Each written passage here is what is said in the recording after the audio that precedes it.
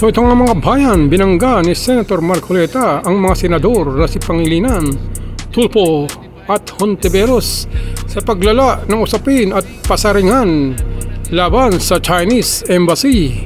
Panoorin po natin ang nagaganap sa Senate session na ito mga bayan. Dinedepensahan na nga. They consider it an affront. The DND and the AFP have considered the statement of China as an affront to any of its members. Alam po kasi ng Pangulo natin, Mr. President, walang kapupuntahan yung patut sa dahan. Meron po akong record ng mga patut sa dahan, Mr. President. January 13, Representative De Lima. 14 and 15, Commodore Tariela. January 16, Tariela pa rin. January 20, Senator Ontiveros. January 23, again, Senator Ontiveros. January 25, Senator Erwin Tulfo. Sa tuwing ganito ang ginagawa natin, sagot ng sagot po ang Chinese Embassy. So wala na pong katapusan. Tamang impormasyon ang ibigay natin sa ating kababayan. Sapagkat napakahirap lumaban kapag bulag ka. Teka muna, hindi dapat. Mr. President, we should, again, I will reiterate, when the DND and the AFP speak as regards national security concerns, we should rally behind them. We should provide them the necessary support because they are the ones who face the Chinese aggression 24/7, 365 days, Mr. President. And they deserve our support rather than our castigation and our condemnation. We should Mr. condemn President, China, not our men in uniform, Mr. President. Mr. President, kung totoo man na talagang sinusuportahan ng armed forces yung... Totoo ho, statement po nila eh. Kaya nga po, payagan nyo kung i-continue ang Thank aking pagtatanong. Yung pong lahat ng cabinet members po, cabinet secretaries, they're alter ego of the president. Kung halimbawa po nagsalita na ang presidente, magsasalita po ba sila inconsistent with the statement of the president? I'm asking this question, Mr. President, because on January 29, a few days ago, 2026, the Philippine News Agency released this particular statement from the President of the Philippines. By whom? PBBM supports a firm with diplomacy approach in dealing with the rising war of words between Philippines and the Chinese officials over the West Philippine Sea. Pag pinag-uusapan po natin diplomacy, tama po ba yung ginagawa ni... Ako po, sinasabi ko lang, nagsalita na po ang Pangulo eh. Firm with diplomacy. Alam po kasi ng Pangulo natin, Mr. President, walang kapupuntahan yung patut sa dahan. Meron po akong record ng mga patut sa dahan, Mr. President, from January 1 hanggang kahapon. Ito po, January 1, nanggaling po sa ating iginagalang na senador. January 9, galing po ay Commodore Tariela. January 10, Tariela na naman. January 12, Philippine National Maritime Council. January 13, Representative De Lima. January 15, Commodore Tariela. January 14 and 15, Commodore Tariela. January 16, Tariela pa rin. January 16, Representative Shell Jokno of the House of Representatives. January 17, National Maritime Council. January 19, Akbayan Party List. January 20, Senator Ontiveros posting on her FB. January 22, Tariela na naman. January 23, again, Senator Ontiveros and Strat-Based Institute. January 23 again, nasama po kayo, Senator Kiko. January 24, Tariela na naman. Napakarami po, tatlo yung kay Tariela on January 24. January 25, Senator Erwin Tulfo. January 26, si Tariela na naman po. January 27, si Tariela na naman po. Sa tuwing ganito ang ginagawa natin, sagot ng sagot po ang Chinese Embassy. So wala na pong katapusan na pag-iringan at pasaringan na po ito, Mr. President. Ito po bang ito po bang tagal ng pagpapatutsadahan na to, Mr. President? Nakakahuli po ba tayo kahit na ilang kilong galunggong lang sa West Philippine Sea? Bumababa po ba ang presyo ng bilihin ng dahil sa patutsadahan na ito? Ito po ba'y makakatulong sa atin? Kagaya po ng pinost ko kanina, yung po bang nasusunog na gusali? Para mapatay mo yun, sasabuyan mo ba ng gasolina? O bobombahin mo ng tubig na malamig, Mr. President? Ito lamang po ang pinakapunto rito eh. Mr. President, wala po akong ginagawa para depensahan ang China. Ang ginagawa ko po para magkaisa tayo, hanapin natin ang talagang paraan, paano natin lalong palakasin ang paninindigan na to at magsimula tayo. Sana po maitala natin sa lalong madaling panahon yung mapa ng West Philippine Sea at magkaisa tayo ngayon. Ipilit natin yun. Pero kung wala pa po yun, yun nga po, puro ang tinatawag po natin ay megaphone diplomacy na hindi po nakakatulong kahit paano natin kwentahin, Mr. President. Maraming salamat po, Mr. President, at maraming salamat sa inyong panahon, good Senator. At sana sa mga susunod pang panahon ay makapiling natin ang mga ilang taong binanggit sa kapulungan ito para magkaroon po tayo ng kahit na seminar lang. Lalo po nating mapag-aralan kung saan tayo nang gagaling sa lahat ng panig, Mr. President. Thank you. Maraming salamat sa ating ginoong Thank you. Kabalin from Tarlac and Pampanga. We may disagree with a number of his views, but we will agree to disagree with respect. Maraming salamat, Mr. President. Thank you. Senator Robin Padilla is recognized. Maraming salamat po, Ginoong Pangulo at sa ating pinunong mayorya. Meron lamang po akong mga konting paglilinaw. Maaari po bang malinawan ng ating bayani na magsasaka? Senator Kiko Pangilinan. Salamat. Ako ay handa na magbigay linaw sa abot nating makakaya sa ating kasamahan at ang gentleman from Nueva Ecija at Camarines Norte. Opo. Norte. Maraming salamat po.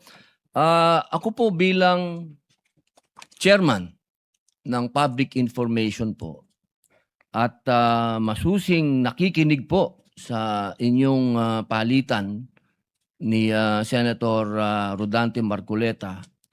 Katunayan, ako po'y masayang-masaya sa nangyaring palitan sapagkat nagkakaroon po ng paglilinaw. At ito po ang napakahalaga sa public information. Bagamat naging paminsan-minsan ay nagiging mainit ang talakayan, pero yun po ay nakabubuti para sa ating mga kababayan na nakikinig po sa oras na ito. Ako po'y walang kaplano-plano magtanong, pero meron pong mga ilang bagay ang hindi napalawak sa usapin. Opo, katulad po, unang-una, nung nabanggit po ang suporta ng ating mga bayani na sa datahang lakas ng Pilipinas, ang kanila pong pagbibigay ng opinyon at komento at kasama na po ang Department of National Defense doon po sa pagdamay nila. Kasi sinabi po ninyo na nagkomento sila ng pagsuporta kay Commodore Tariela. Ito po ay kailangan nating linawin. Wala po akong sinasabi na may mali o ano. Linawin lang po natin. Sapagkat tama po ba ako kapag sinabi ko na ang Coast Guard, Philippine Coast Guard, hanggang sa mga oras na ito ay nasa ilalim ng DOTR? Tama po yun. Opo. Ibig pong sabihin, ito po ay civilian uniform personnel.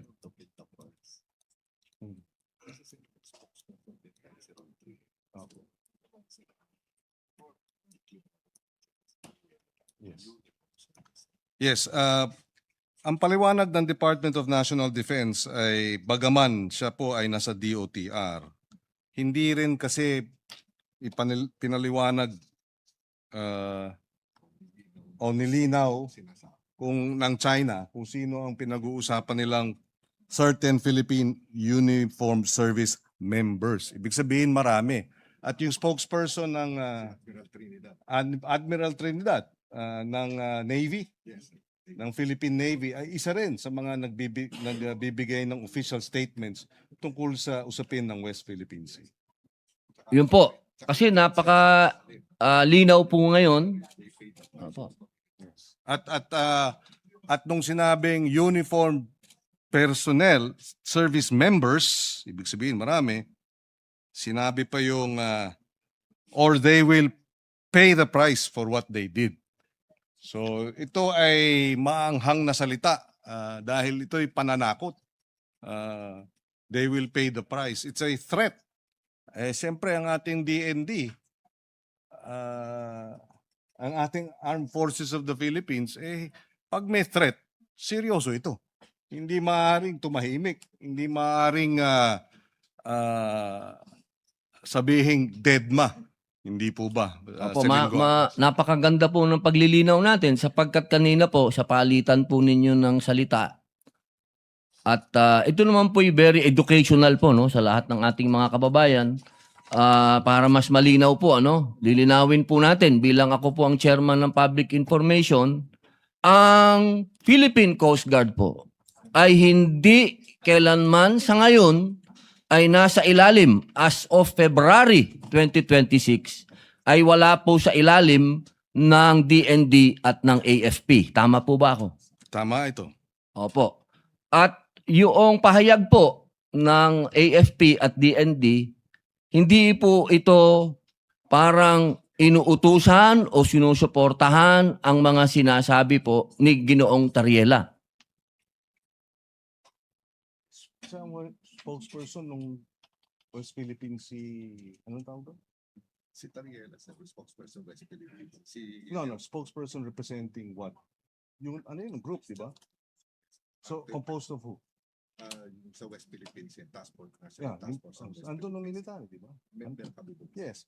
Yes, si Commodore Tariela, banggamat siya ay hindi miyembro ng Sandataang Lakas, ay siya ang spokesperson ng Task Force West Philippine Sea, na kung saan ang kabuang task force, kasapi dyan ang Armed Forces of the Philippines at ang Department of National Defense, Mr. President. Opo, tama po yan. Opo, napakaganda pong informasyon yan para sa ating mga kababayan.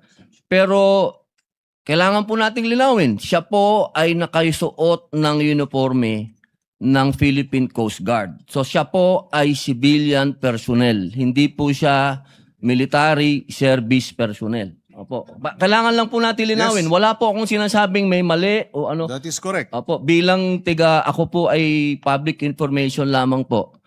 At sa atin pong RA 993, ito po yung patungkol sa Philippine Coast Guard, RA 993, malinaw po dyan, nasasailalim lamang ang Philippine Coast Guard sa DND at sa AFP wartime.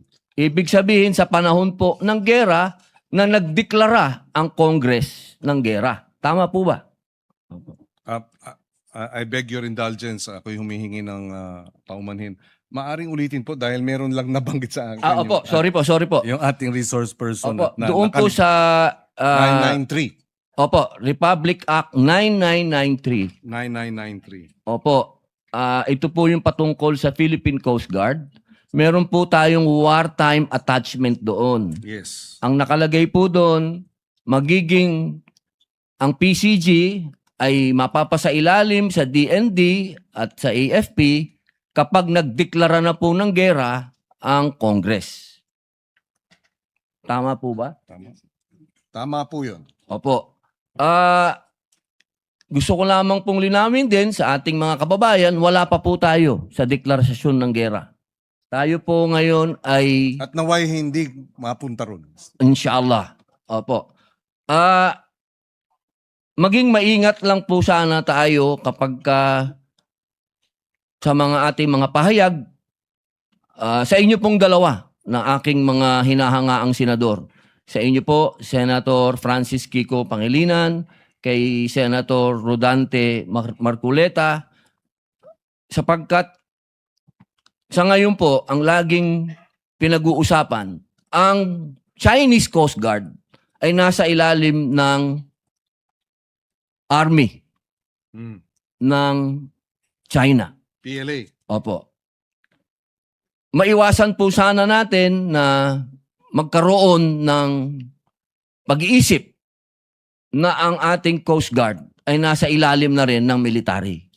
Sapagkat hanggang ngayon po ay ipinagpipilitan ko at ipinaglalabang ko kung ano po ang RA 993. Ito po ay civilian in nature. Ito po ay hindi nasa ilalim ng military. Sapagkat kapag nangyari po ito, napakadelikado po nito para sa usapin na ito. Ako po, ang gusto ko po ay maayos ito ng usapan. Hindi ko po kinokontra anuman kung ano ang damdamin ng bawat Pilipino dahil tama. Tama na ipaglaban po natin yung atin. Hindi tayo pwedeng umatras. At hindi din po ako papayag na kapag tayo inaapi na, kahit masi gulayat pa yan, kapag kadating po sa usapin ng lalaban tayo. Pero ang pakiusap ko lamang po, tamang impormasyon ang ibigay natin sa ating kababayan. Yun lamang po sapagkat napakahirap lumaban kapag bulag ka. Yun lamang po, Ginoong Pangulo, maraming salamat po. Maraming salamat kay Ginoong Senador Robin Hood Padilla sa kanyang mga tanong at makakaasa kayo.